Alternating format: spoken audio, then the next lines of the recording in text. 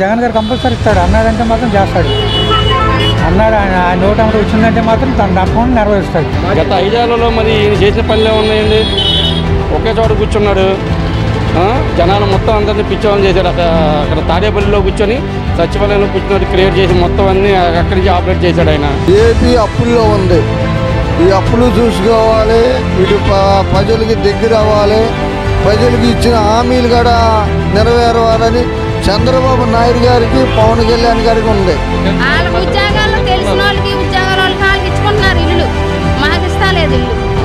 అందరూ ఒకటేలాగా చూడాలి ఎవరినైనా. ఆఫీసులు చుట్టూరు ఎన్నో చుట్టూరు తిరిగి అలసిపోయాం. కానీ మనిషి ఏదైనా పట్టించుకున్నామనే మనిషి ప్రేమగా ఉండాలండి.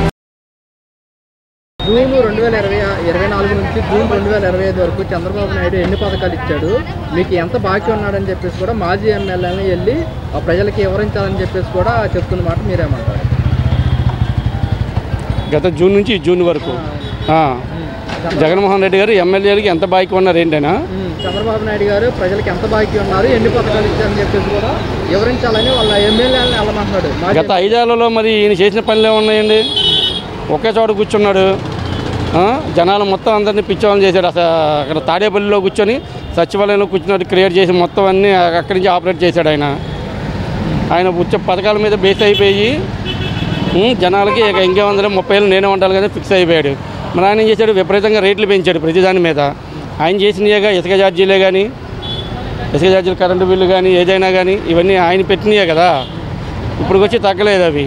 సర్ఛార్జీల మీద మోత అప్పుడే మోగింది. అప్పుడే వేసి వసూలు చేశాడు ఆయన. మరి వాళ్ళు చేసిన పనులకి ఇప్పుడు ఈ గవర్నమెంట్ నానా ఇబ్బందులు పడుతుంది. జూన్ 2024 నుంచి జూన్ 2025 వరకు ప్రజలకి చంద్రబాబు నాయుడు గారు ఎంత బాకీ ఉన్నారో క్యూఆర్ కోడ్ స్కాన్ చేస్తే ప్రజలకు తెలిసిపోయింది. క్యూఆర్ కోడ్ స్కాన్ చేసిన ప్రజలకి తెలిసిపోయినా కూడా చంద్రబాబు నాయుడు గారు ఏమీ జరగదు. ఎందుకు జరగదంటే ఏపీ అప్పుల్లో ఉంది. ఈ అప్పులు చూసుకోవాలి, ఇటు ప్రజలకి దగ్గర అవ్వాలి, ప్రజలకి ఇచ్చిన హామీలు కూడా నెరవేరవాలని చంద్రబాబు నాయుడు గారికి, పవన్ కళ్యాణ్ గారికి ఉంది. జగన్మోహన్ రెడ్డి గారు మంచి పనులే చేశాడు. కానీ ఇంకోటి ఏంటంటే ఇప్పుడు ప్రతిపక్షంలో ఉన్నాడు కాబట్టి ఇప్పుడు చంద్రబాబు నాయుడు బాకీ ఉందని నువ్వు పిఆర్ కోడ్ అని చెబుతున్నాడు కదా. ఇంకా 4 సంవత్సరాలు ఉంది. ఇంకా 3 సంవత్సరాలు, ఇంకా 2.5 సంవత్సరం గడిచిన తర్వాత అప్పుడు ఆలోచించి ఎమ్మెల్యేలని ఇంటింటికి పంపించి అప్పుడు ప్రజల్లోకి నడిస్తే అప్పుడు ఏదన్నా బాగుండిద్ది. వాళ్ళకి ఇచ్చిన హనీమూన్ పీరియడ్ టైం అయిపోయింది, మన ప్రజల తరపున పోరాటం చేయాలంటున్నాడు కదా. ఎంత ప్రజల తరపున పోరాడినా కూడా వాళ్ళ దగ్గర ఉంటే ఇస్తాలు గురు. 1 ఇయర్ అయింది, ఇంకా 4 సంవత్సరాలు ఉంది. 4 సంవత్సరాల్లో కీర్ చేస్తాడేమో. ఎలా చెప్తాం? చంద్రబాబు నాయుడు గారు పాప అన్నీ ఇప్పుడు రాజధాని ఇప్పుడు మొక్క పెట్టిన తర్వాత ఆ మొక్కకు నీళ్ళు పోయేలా జగన్మోహన్ రెడ్డి గారు ఆ మొక్క ఎండిపోయింది. ఎక్కడో మొక్క వేసాడు. ఆ మొక్కను వదిలేశారు. మొదటి చంద్రబాబు నాయుడు ఏ మొక్క వేసాడో ఆ మొక్కే నీళ్ళు పోయాలి. కానీ రెండో మొక్క నీళ్ళు పోతే ప్రజలు ఇబ్బంది పడరా? ఇప్పుడు రాజధాని ఆడన్నాడు, సర్లే అక్కడ అన్నాడు. ముందు చంద్రబాబు నాయుడు ఒక మొక్క పెట్టిన తర్వాత ఆ మొక్కలోనే ఫాలో అవ్వాలా, నీళ్ళు పోయాలా. జగన్మోహన్ రెడ్డి 3 కలవల మీద కాలేసి పాలు పొంగిచ్చాడు. ఈ రాష్ట్రం ఏడ అభివృద్ధి అయింది? ఎక్కడ రోడ్లు బాగుపడ్డాయి? ఎక్కడ బస్ స్టాండింగ్లు బాగుపడ్డాయి? ఇప్పుడు కొద్ది గొప్ప ప్రజల దగ్గరికి వీళ్ళు వెళ్తున్నారు, వాళ్ళు వెళ్తున్నారు. ఇంకా 4 సంవత్సరాల టైం ఉంది కాబట్టి చంద్రబాబు నాయుడు గారు మంచి చేస్తాడని నేను కోరుతున్నాను. మాకు ఇల్లు ఇప్పించాలండి. ఆయనతో మాట్లాడానండి, లోకేష్ గారితో. లోకేష్ గారికి వెళ్తుందంట కదా. మాకు జగన్ ఉన్నప్పుడు ఇల్లు వచ్చినాయండి. మాకు పైన వచ్చింది 70 సంవత్సరాలు. నాకు 60, మేము పైకి ఎక్కలేము. ఆఫీస్కి వెళ్తే ఎవరికి నొప్పులు లేవు, ఎవరికి జబ్బులు లేవు అంటున్నారు. వాళ్ళ ఉద్యోగాలు మున్సిపాలిటీ ఆఫీసులో వాళ్ళ ఉద్యోగాల్లో తెలిసిన వాళ్ళకి వాళ్ళకి ఇచ్చుకుంటున్నారు ఇల్లు. మాకు ఇస్తా లేదు ఇల్లు.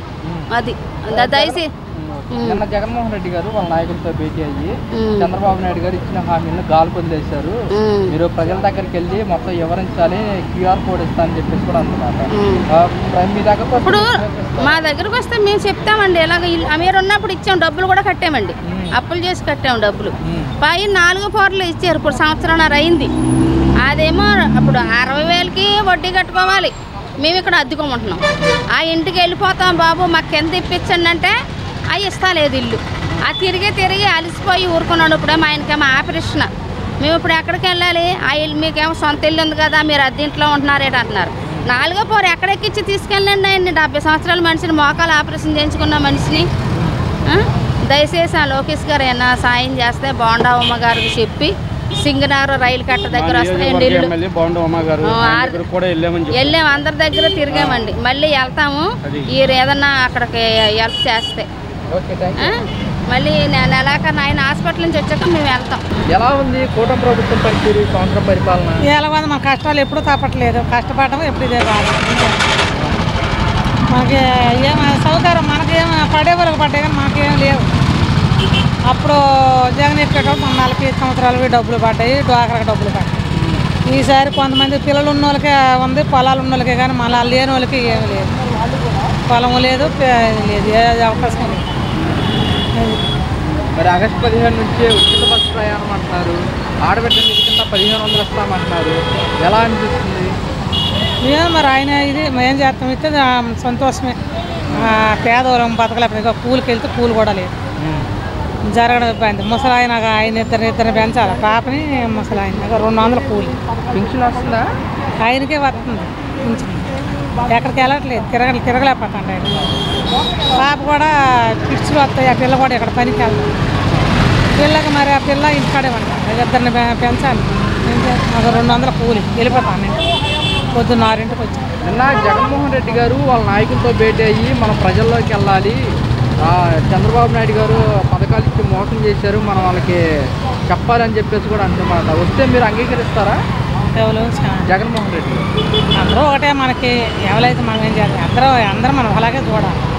మేము ఎప్పుడూ అనుకోలేదమ్మా, అందరూ ఒకటేలాగా చూడాలి, ఎవరినైనా తేడాగా ఎప్పుడు ఎవరి చూడాలి. అంటే చంద్రబాబు నాయుడు గారు ఎన్నికల ప్రచారాల్లో చెప్పిన పథకాలు ఏమీ అమలు చేయట్లేదు, జూన్ 2024 నుంచి జూన్ 2025 వరకు మీకు ఎంత బాకీ ఉన్నాడో చెప్పాలి అని చెప్పేసి కూడా అంటున్నమాట. మీరేమంటారు? తెలీదా దానికి? సరే, గతంలో వాలంటీర్స్ ఉండేవాళ్ళు కదా, ఎలా ఉంది? వారంటీ దానివల్ల మనకి బియ్యాలే తెచ్చి ఇంటికి ఇచ్చారు, మనం స్టోర్ కాడ కట్టి వెళ్ళవలసి వస్తాం. అప్పుడు అంటే ఇంటికి తెచ్చి బండి ఇచ్చారు, ఇప్పుడు మన స్టోర్ కాడికి వెళ్ళవలసి వస్తాం. ఇప్పుడు బాగుందా, అప్పుడు పద్ధతి బాగుందా రేషన్కి? అప్పుడు అన్నీ బాగానే ఉన్నాయి, అప్పుడు బాగాలేమని మనం అనుకోలేవులే, అప్పుడు బాగానే ఉన్నాయి. కొంతమంది అలాగే ఇష్టం, కొంతమంది ఇలాగే ఇష్టం, మనం ఏది అనుకోవాలి, అందరూ ఒకటేలాగే మనం అనుకుంటాం. కానీ ఎప్పుడు మనం మళ్ళీ జగన్ వస్తా అంటున్నాడు, వచ్చే అవకాశం ఉంటుందా? ఇంకా మన ఒక్కరి వల్ల అయిపోతుంది, అందరి వల్ల అయితేనే అవుతుంది. అమ్మా 4 చేతులు కలిపితే కదా ఏదైనా, ఒక చేయి కలదు అవ్వదు కదా. ప్రభుత్వం పనితీరు, ప్రభుత్వం బాగానే బాగుంది కానీ పిల్లలకి డబ్బులు పడలేదు. అయితే ఏంటంటే పేరు కొద్దిగా తప్పుపడింది, ఆ పేరు కూడా సరి చేసుకుంటా ఆఫీసులు చుట్టూరు ఎన్నో చుట్టూరు తిరిగి అలసిపోయాం. కనీసం మనిషి ఏదైనా పట్టించుకున్నామనే మనిషి ప్రేమతో ఉండాలండి, అంతేగాని ఏదైనా సచివాలయానికి వెళ్ళాము. తర్వాత మార్కెట్ దగ్గర కూరగాయల మార్కెట్ దగ్గర అక్కడ కూడా వెళ్ళి అడిగితే పేరు కొద్దిగా తప్పుపడింది, కొద్దిగా అంచనా ఏమన్నా అదిగో నెల అంటారు, ఇదిగో 3 నెలలు అంటారు, తిప్పడమే కానీ ఒక్కటి కూడా చేస్తాం లేదు. రాజరాజపేట కొత్తది ఏంటి అసలు పేరు అడిగినా కూడా ఇంతవరకు ఆసూది లేదు, చెప్తలేదు. అదిగో అన్నారు, ఇదిగో అన్నారు, అదే మాట అంటున్నారు. గతంలో జరుగుతుంది, జగన్ ప్రభుత్వంలో నుంచి స్టార్ట్ అయింది. ఆయన ప్రభుత్వం ఆయన ఈయన గెలిచాడు, మరి ఈ ప్రభుత్వం కూడా అడుగుతున్నాం, ఏదైనా న్యాయం ఉంటే మాకు చేయండి. పేదవాళ్ళం, మధ్య కుటుంబంలో తెల్లారితే రిక్షా బండి వేసుకునేవాడిని, కూలి పనులు చేసుకునేవాళ్ళం. అది కూడా న్యాయం, ప్రభుత్వం న్యాయంగా మమ్మల్ని కూడా పేదవాళ్ళని మమ్మల్ని కూడా కొద్దిగా కనికరించమని అడుగుతున్నాం. మా ప్రేమతో ఉంటాం, ఏదో చర్చికి వెళ్తాం, ఏదో మాకు అనుకూలంగా వాళ్ళు చేస్తే చాలు. ఓకే, నిన్న జగన్మోహన్ రెడ్డి గారు వాళ్ళ నాయకులతో భేటీ అయ్యి మీరు మొత్తం కూడా ప్రజల దగ్గరికి వెళ్ళిపోవాలి, చంద్రబాబు నాయుడు గారు ఇచ్చిన హామీలు గాలి కొద్దిలేశారు, మీరు వెళ్ళి చెప్పాలి అంటున్నారు. వాళ్ళు కనుక వస్తే మీరు స్వాగతిస్తారా వాళ్ళని? స్వాగతిస్తాం, ఎందుకు స్వాగతించామండి? బల్లెలు అలాగే కాకండి, మనం స్వాగతిస్తాం. ఎందుకు ప్రేమతో ఉంటాం, అందరం మనుషులమేగా, ప్రేమతోనే ఉంటాం, స్వాగతిస్తాం. ఏదో మాకు ఉంటాయిగా కొద్దిగా. ఇంటికి వస్తే మా సమస్యలు ఏంటో మాకు చెప్పుకున్నాం ఆయనకి. అది ఆయన కూడా కొద్దిగా ఆలోచించుకొని కూడా చెబితే మా సమస్యలు కూడా తీరుస్తాడని నమ్మకం మాకు ఉంది. మీ సమస్యలు ఏదైనా ఉంటే మా మాజీ ఎమ్మెల్యేలు వస్తారు, వాళ్ళకి చెప్పండి అని చెప్పేసి కూడా జగన్మోహన్ రెడ్డి అంటున్నమాట. అవును, కట్టే. ఎవరు రాలా మా ఏరియాకి? వస్తారు మా ఏరియా ఇంకా రాలేదు. వస్తే మా సమస్యలు ఏంటో చెబుతాము. ఏంటి ఆయన మా బాధలు ఏంటో చెప్తాము. మధ్య కుటుంబంలో ఏదో కూలి పనులు చేసుకున్నాను, రిక్షా బండి తీసుకున్నాను మధ్య కుటుంబంలో. మరి మాలాంటి వాళ్ళకి పనులు పాటలు తెల్లారితే రిక్షా బండి వేసుకున్నాం. జగన్మోహన్ రెడ్డి మళ్ళీ 2029లో వస్తాను అన్నాడు, వచ్చే అవకాశం ఉంటుంది అంటారా? గెలుస్తాడా? అయ్యి వచ్చే అవకాశం మనకు తెలియదు, నాకు అంటే సరి లేదు. ఏంటంటే వచ్చారో రారో అది అంతే. ఏంటంటే కూరగాయలు తీసుకొని వెళ్తున్నాం. 2024 జూన్ నుంచి 2025 జూన్ వరకు చంద్రబాబు నాయుడు గారు ఎన్ని పథకాలు ఇచ్చారు, ప్రజలకి ఎంత బాకీ ఉన్నారు కూడా ఇలా నాయకులు వెళ్ళి వాళ్ళకి ప్రజలకి చెప్పాలని చెప్పేసి కూడా సూచనిస్తున్నారు. ఏం చెప్తారు దీని గురించి? ఏం చెప్పేది ఏం లేదండి. ఏం సూచనలు ఇచ్చినా ఏం చేసినా ముందే ఇచ్చేసాడుగా. నా దగ్గర ఏం లేదు, అంతా ఖాళీ అయిపోయింది అని చేతులు ఇచ్చేసాడుగా. ఇంకేం చేస్తాడండి? ప్రజల్లోకి వెళ్ళినా ఏం చేసేది లేదు. ప్రజలకు కూడా అర్థమైపోయింది. కలబొల్లి మాటలు చెప్తున్నాడు, అధికారం కోసం అట్లా మోసం చేసాడు, మాయ మాటలు చెప్పేసి అని చెప్పి జనాలకు అర్థమైపోయింది. మళ్ళీ మేమే వస్తాము, ప్రజలకి అన్ని పథకాలు ఇస్తాము, 2019 ఇచ్చినట్టుగా మించి పథకాలు ఇస్తామని చెప్తున్నాడు. మళ్ళీ ఎవరు? చంద్రబాబు నాయుడు గారా? జగన్ గారా? జగన్ గారు కంపల్సరీ ఇస్తాడు. అన్నాడంటే మాత్రం చేస్తాడు. అన్నాడు, ఆయన నోట వచ్చిందంటే మాత్రం తను తప్పకుండా నెరవేరుస్తాడు. ఆయన ఇదిలో నుంచి వచ్చిందే అది. మాట తప్పే మంచి కాదు. ఆయన అన్నాడంటే చేసి తీరుతాడు అంతే. తెచ్చాలంటే వేరే విధంగా అర్థం కాదు. జనాలకు తెలుసు ఆయన అన్నది చేశాడని. మళ్ళీ వచ్చే అవకాశం ఉంటుందంటారా? తప్పకుండా ఆయనే రావాలి, ఆయనే వస్తాడు. ఏ విధంగా అంటారు? 11 సీట్లకే పడిపోయింది కదా. అయ్యే జనాలు తెలుసుకుందండి ఎందుకు పడిపోయిందో, ఎలా పడిపోయిందో అని కాడ మీకు చెప్పవసరం లేదు. మీలాంటి వాడి కాళ్ళకి తెలుసు, మీడియా వాళ్ళు కూడా తెలుసు ఏ రకంగా పడిపోయింది అనేసి. మామూలుగా 1-2 ఇవి అనుకుంటే అనుకోవచ్చు. మరి అంత తేడా పడిపోయింది అంటే తేడాగానే ఉంది. తేడా చేశారండి.